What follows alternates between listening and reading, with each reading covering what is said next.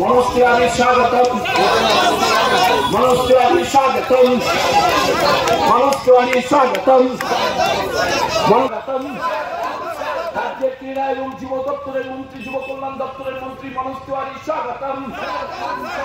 বিখ্যাত সফল ক্রিকেটার মনোজ তিওয়ারি স্বাগতম।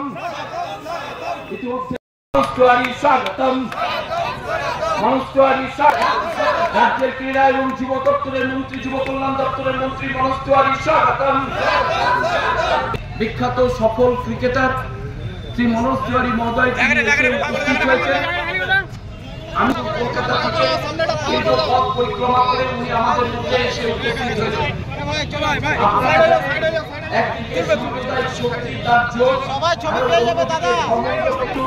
ভারতবর্ষের সংবিধানের মূলে কুঠারাঘাত করে ভারতবর্ষের সংবিধানকে দাসের ঘরে ছিলেন। বাংলার 10 কোটি মানুষকে গর্জে ওঠার আহ্বান জানিয়েছিলেন। বাংলার 10 কোটি মানুষকে একসাথে গর্জে ওঠার আহ্বান জানিয়েছিলেন। একটাই উদ্দেশ্য এবং লক্ষ্য যে ভারতবর্ষের কেন্দ্রীয় সরকার বাংলাকে যেভাবে অর্থনৈতিকভাবে যে অর্থ সেটাকে আটকে রাখা হয়েছে, আটকে রেখেছে ভারতবর্ষের কেন্দ্রীয় সরকার। মিড ডে মিলের বরাদ্দকৃত টাকা ভারতবর্ষের কেন্দ্রীয় সরকার আটকে রেখেছে। ভারতবর্ষের কেন্দ্রীয়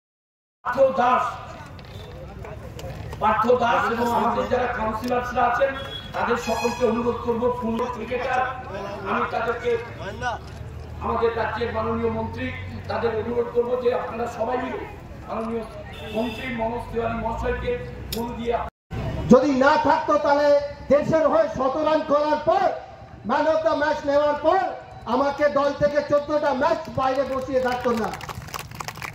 এটাই যদি বম্বে থেকে কেউ থাকতো, সাউথ থেকে কেউ থাকতো, ওয়েস্ট থেকে যদি কেউ থাকতো, তারপর দিনের পর দিন তারা সুযোগ পেয়ে আজকের দিনে যারা সুপারস্টার হয়ে গেছে সেরকম আমিও সুপারস্টার হতে পারতাম।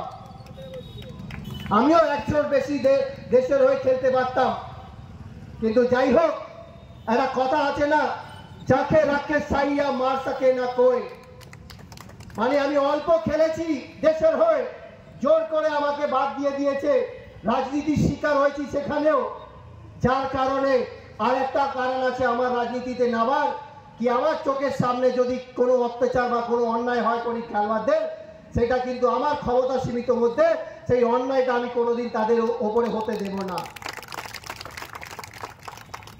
ছোটবেলা থেকে যারা জানেন না তোমাদেরকে বলতে চাই, 19 বছরে যখন আমাদের ইন্ডিয়ার হয়ে আমি নেতৃত্ব করি তখন আমার আন্ডারে রোহিত শর্মা থেকে শুরু করে শিখর ধাওয়ান থেকে শুরু করে আম্বাতি রাইডু থেকে শুরু করে চাওলা থেকে শুরু করে এখন ওই হ্যারি সান্ধু বলে একটা গায়ক আছে, আপনারা শোনেন গানগুলো, ও দলে ছিল তখন তাদেরকে নেতৃত্ব করেছিলাম। সেখান থেকে অনেক দূর যাওয়ার কথা ছিল, কিন্তু এই বঞ্চিত শিকার বারবার বাংলার ছেলেগুলো হয়, ছেলে মেয়েগুলো হয়, সেটা কারণ হচ্ছে কেন্দ্র। এখন হয়তো অনেকজন ভাববেন এই মনোজ তিওয়ারি কেন খেলার কথা বলছেন এইখানে রাজনীতির মঞ্চ থেকে। কেন বলবো না বলুন তো? আজকের দিনে বিসিসিআইতে যিনি বিসিসিআইটাকে চালাচ্ছে, ভারতের ক্রিকেটটাকে চালাচ্ছে, কোন ছেলেটা চালাচ্ছে বলুন তো? কার ছেলে চালাচ্ছে? কার ছেলে চালাচ্ছে? আমরা আমাদের রাজ্যতে মাননীয় মুখ্যমন্ত্রী আমাদের প্রিয় দাদা অভিষেক বন্দ্যোপাধ্যায় আজ পর্যন্ত আমাদের সিএবিতে আমাদের খেলাধুলোতে কোনো রাজনীতি ঢোকায়নি। কিন্তু অন্য রাজ্যতে যেখানে যেখানে বিজেপি সরকারের শাসন আছে সেখানে আপনারা খুঁজে বার করে নিন, আপনারা ইন্টারনেটে দেখবেন সব কটা বিজেপি সরকারের লোকেরা তারা ওই অ্যাসোসিয়েশনে গিয়ে বসে আছে আর নোংরা রাজনীতি করে অনেক প্রতিভা ছেলেদেরকে আটকে রেখে দিয়েছে। আপনারা দেখেছেন গোয়ার যিনি রাজ্যপাল ছিলেন সত্যপাল মল্লিক, তিনি সত্যি কথা বলেছিলেন, তাদেরকে বিজেপির লোকেরাই এনেছিল রাজ্যপাল করে। উনি সত্যি কথা বলেছেন তাদের বিরুদ্ধে, তাদের মুখ্যমন্ত্রীর বিরুদ্ধে, কি অনেক রকমের ইলিগাল কাজ হচ্ছে, দুর্নীতি হচ্ছে। তো ওকে বলা হয়েছে ফোনে কি তুমি নিজের কাজ করো, নিজের মুখটাকে চুপ করে রাখো, কিছু তোমাকে বলতে হবে না। সত্যি কথা বলতে তার ফলটা কি পেল? তাকে ট্রান্সফার করে পাঠিয়ে দিল জম্মু অ্যান্ড কাশ্মীরে।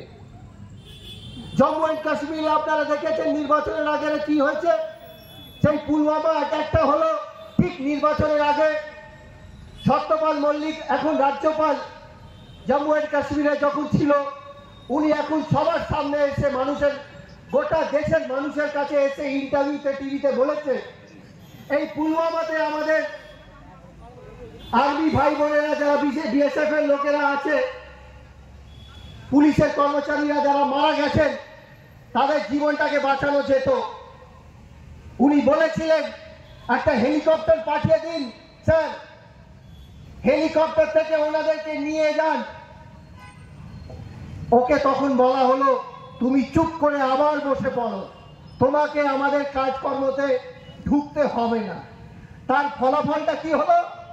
এই পুলওয়ামা অ্যাটাকে আমাদের কত জওয়ানগুলো শহীদ হয়েছে। এই নোংরা রাজনীতি করে আজ পর্যন্ত এই কেসটার কি হলো কেউ জানে না। কেন? সত্যি কথা কি আছে এটা বেরোতে দিচ্ছে না তারা।